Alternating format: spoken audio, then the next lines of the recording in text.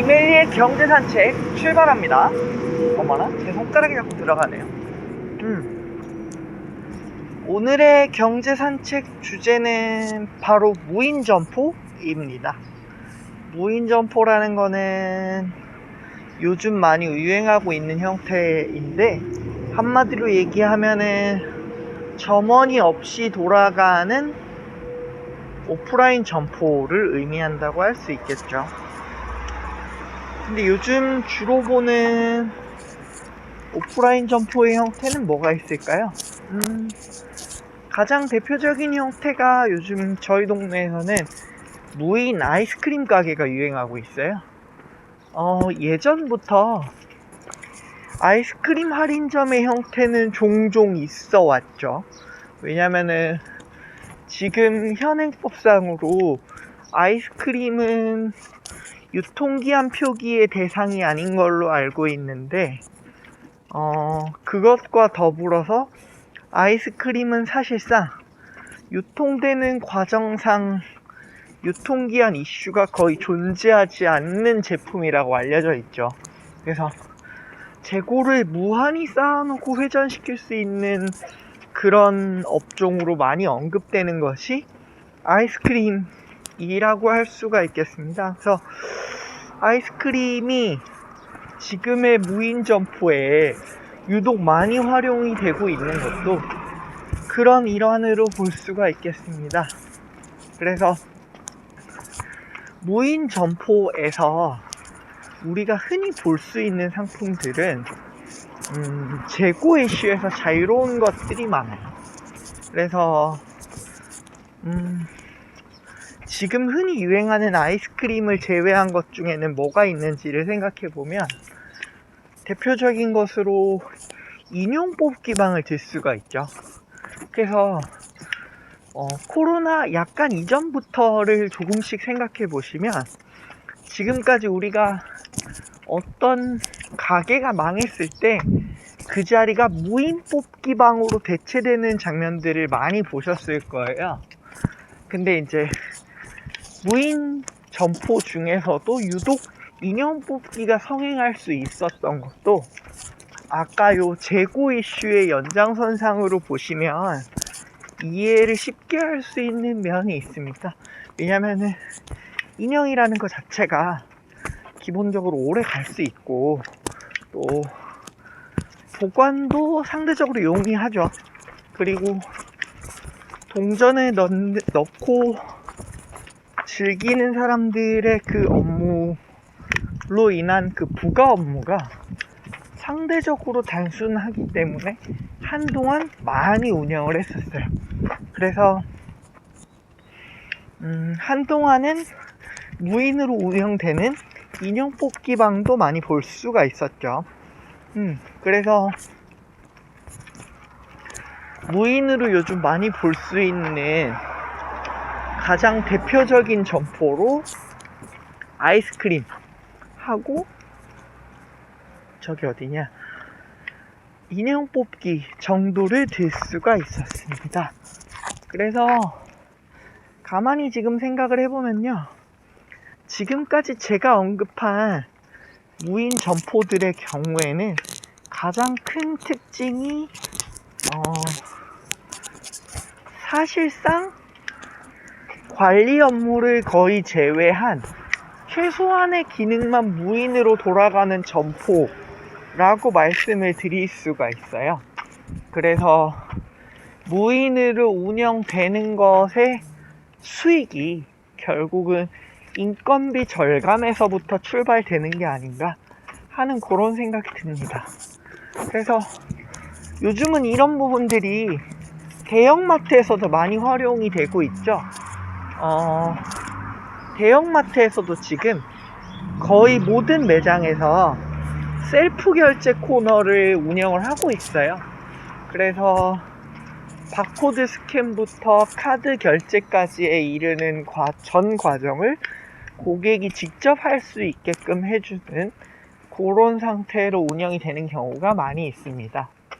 근데 이제 제가 오늘 말하고 싶은 거는, 지금 그런 소위 무인화되는 매장이 경쟁력을 지니는가의 영역을 이야기하고 싶은 건데요. 그런 점에서 생각을 해보면은 무인 점포가 경쟁력을 지니는 부분에서의 가장 큰 부분들은 이제 고정비 이슈라고 할 수 있는데, 고정비 이슈 이외의 나머지 부분에 대해서도 생각해 볼 필요가 있을 것 같아요. 이런 부분에 한번 생각해 볼까요? 우리가 편의점 알바 하면은 어떤 업무들을 주로 떠올리시나요? 아마도 많은 분들이 편의점 알바 하면은 흔히 포스라 그러죠. 계산하는 업무, 포스를 주로 떠올리실 것 같은데, 근데 그 업무의 주된 부분들을 생각을 해보면 포스 관리 부분보다는 나머지 업무들이 더 많다는 걸 알 수가 있어요. 헬리 가자. 그래서 만약에 편의점 알바를 해보신 분들이 생각을 해보시면, 정말 포스만 해도 된다라고 하면은 편의점 알바 업무가 많이 이제 간소화된다는 느낌을 받을 수가 있죠. 실제로 그런 부분들이 현실화된 포지션이 야간 알바예요. 그쵸? 야간 편의점 알바 같은 경우는 계산 이외에 물건 정리라던가 뭐 이런 부분들을 거의 최소화하는 경우들이 많죠. 그냥 운영되는 것 자체에 의미를 두는, 그래서 최소한의 유지 정도의 의미를 두는 경우가 대부분이라고 할 수 있겠습니다. 물론 뭐 아닌 경우들도 있겠지만 제가 본 범위 내에서는 그랬던 것 같아요. 근데 지금 무인 점포 하면 생각해 볼 부분에서 아까 무인 점포랑 비교되는 부분으로 제가 지금 편의점을 언급했죠. 그러면은 지금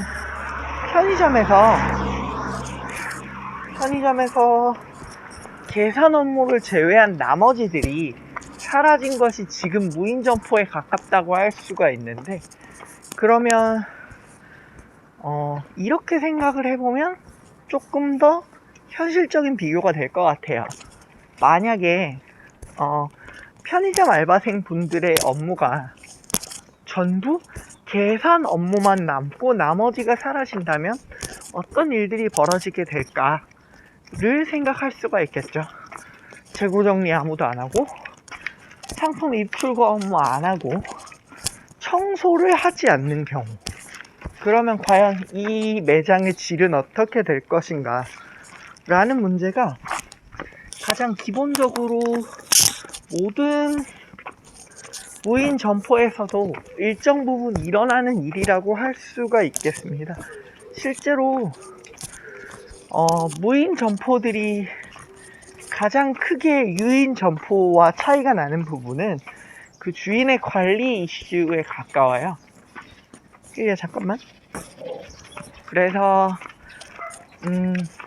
그 관리 이슈 때문에 유인 점포랑 무인 점포가 갈라지는 부분이 다수 존재한다고 할 수 있는데, 그 점 때문에 사실은 잘 운영되는 무인 점포를 가보면 오히려 기존 점포에 비해 손이 많이 가는 경우들도 볼 수가 있어요. 제가 예전에 인천에 살고 있을 때 저희 집 바로 앞에 무인 카페가 있었거든요. 근데 거기는 보면은 상당히 그 운영자분이 다녀가는 빈도가 높았던 거를 볼 수가 있었어요. 와서 이제 컵 같은 것도 채우시고, 청소도 좀 하시고, 인터넷 기기도 손보고, 에어컨도 세팅 다시 해주시고. 그래서 이제는 실제로 제대로 이 무인 매장이 유지가 되려면 그 사람이 하고 있는 서비스에 대한 부분이 제대로 담보가 되어야 된다는 걸 확인을 할 수가 있었습니다. 그래서 저는 그 부분에서 생각을 하는 게, 무인 점포가 혁신 혹은 그 변화의 아이콘으로 자리 잡으려면 기존의 서비스가 하고 있었던 정도의 수준을 어느 정도는 유지를 해줘야 된다고 생각을 하거든요. 그런 점에서 놓고 봤을 때 아직까지는 무인 점포들이 가지는 한계가 뚜렷하게 있지 않나 라는 생각을 해봅니다. 왜냐면은 지금 무인 점포들이 들어서는 주된 입지들을 보면은 이 문제에 대한 해답이 대부분 나와 있다고 생각을 할 수가 있어요. 주로 여러분들이 보고 있는 무인 점포들은 번화가보다는 주택가가 많을 거예요. 왜냐면은 지금 무인 점포 창업을 생각하게 되신 분들의 주된 동기가 저렴한 창업 비용이 있는 경우가 많아서 비용이 낮은 곳들 위주로 생각을 하다 보니까 아무래도 고정 지출인 임대료가 낮은 곳 위주로 생각을 하게 되고, 그 결과가 어찌 보면은 가장 임대료가 낮은 그 상권이 빈약한 부분에서 주로 생겨나고 있는 게 아닌가라는 생각을 해보는데, 그거를 이제 역으로 생각을 해보면 번화가에서 무인 점포를 운영하는 건 어떤 의미일까 라는 것도 유추를 해볼 수 있게 되거든요. 물론 번화가에도 어느 정도 무인 점포가 들어설 수는 있겠지만, 만약에 번화가에 있는 무인 점포에 지금과 같은 수준으로 손님이 유입이 되게 되면 그 매장 상태가 유지되기가 굉장히 어렵겠죠. 그래서 결과적으로 놓고 봤을 때는 매장에 유입되는 고객 수와 이로 인한 관리 이슈가 어떤 면에서는 관리라는 하나의 업무를 늘리는 차원이 되기도 하고, 그리고 한편으로는 인건비를 충당하게 하는 근거 자료가 되기도 한다는 점을 생각해 볼 수가 있습니다. 그래서 결과적으로는 현재의 상황만을 놓고 보면은 무인 점포들은 주로 이용 고객도 적고 상대적으로 관리 이슈도 적은 그런 한가한 상권 위주로 생겨난다고 볼 수 있을 것 같아요. 근데 사실은 그 부분이 주는 양면성이 있죠. 지금 한가한 상권 위주로 이 무인 점포들이 생겨난다면 결국은 비용이 적다는 점도 있겠지만 그만큼 매출도 적을 수 있다는 점을 피할 수가 없거든요. 그러면은 이 부분이 여러 가지 이제 그 운영의 변수가 될 수가 있겠죠. 그래서 가장 크게 생각할 수 있는 부분은 비용이 적은 만큼 매출도 적기 때문에 결과적으로는 그 제품 재고 순환에 대한 부분에서 재고 순환에서 일정 부분 자신감이 없기 때문에 가져올 수 있는 상품군에도 제약이 있을 수가 있습니다. 근데 우리가 아는 상품 중에요, 생각보다 유통기한이 짧은 상품이 되게 많아요. 예를 들어 라면을 한번 생각해 볼까요? 라면 같은 경우는 원래는 그 수분 함량이 미생물이 살 수 있는 수준보다 조금 낮아가지고 유통기한이 길 수도 있다고 생각을 할 수 있지만 생각보다 유통기한이 짧아요. 보면은 3에서 6개월 정도 됐던 것 같아요. 그래서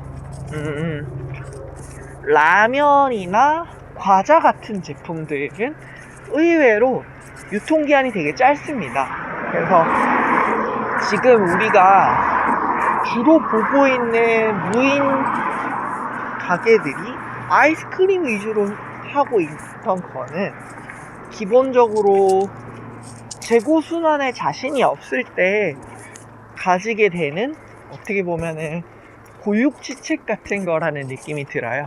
왜냐면은 가장 확실하게 오랜 기간 동안 상품 변질에 대한 고민 없이 가지고 있을 수 있는 거의 유일한 제품이 아이스크림이라서 그런 점에 있어서만큼은 지금 무인 가게들이 아이스크림 점포 위주로 생겨나고 있는 거는 거의 필연적인 수준이 아닌가 라는 생각이 들어요. 근데 그런 관점에서 조금 더 생각을 해보면 지금 무인 아이스크림 가게들은 자기들 입장에서 자기들이 취급하기 쉬운 상품으로 이제 구비를 한 거잖아요. 근데 지금 우리가 아이스크림을 소비하는 행태들을 생각을 해보면 그 소위 아이스크림 빙과류 시장은 생각보다 단일 시장으로만 놓고 보면은 그렇게 큰 시장이라고 보기 좀 애매해요. 그쵸?